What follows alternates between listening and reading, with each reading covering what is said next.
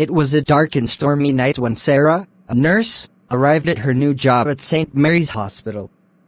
She had heard rumors about the hospital being haunted, but she shrugged them off as silly superstitions. Little did she know that she was about to experience something far more terrifying than any ghost story. Sarah's first day began uneventfully, and she was relieved to find that the rumors about the hospital were unfounded. However, as the night wore on, she began to hear strange noises coming from the empty hallways, and she felt as though she was being watched. She tried to ignore her growing unease and focused on her work, but she couldn't shake the feeling that something was off. As she made her rounds, she came across a patient who was muttering to himself incoherently. Sarah tried to calm him down, but he suddenly became violent and attacked her.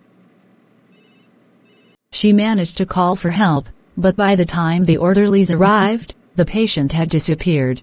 Sarah was shaken by the incident, but she tried to convince herself that it was just a one-off. However, over the next few nights, she began to notice a pattern. Patients who were normally calm and docile would suddenly become aggressive and violent, often attacking her and other staff members. And each time, the patients would disappear without a trace. One night, Sarah was working late when she heard a loud commotion coming from one of the patient rooms. She cautiously approached the door and listened, trying to determine what was happening. Inside the room, she heard the sound of someone being beaten, and she realized with horror that it was one of her colleagues. Sarah burst into the room, but what she saw made her freeze in terror. Standing over her colleague was a thuggish, muscular man with an evil grin on his face.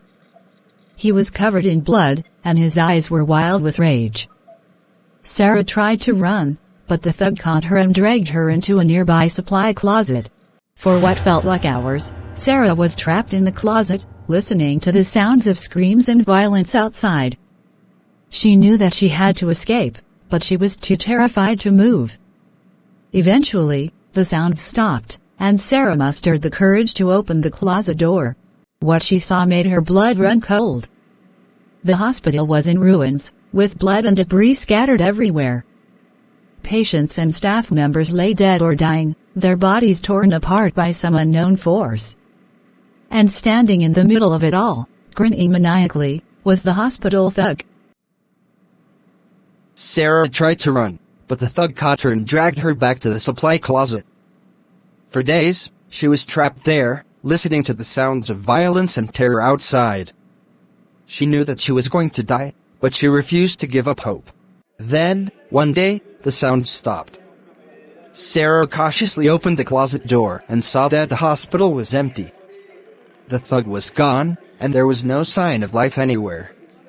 Sarah stumbled out of the hospital, her mind shattered by the horrors she had witnessed.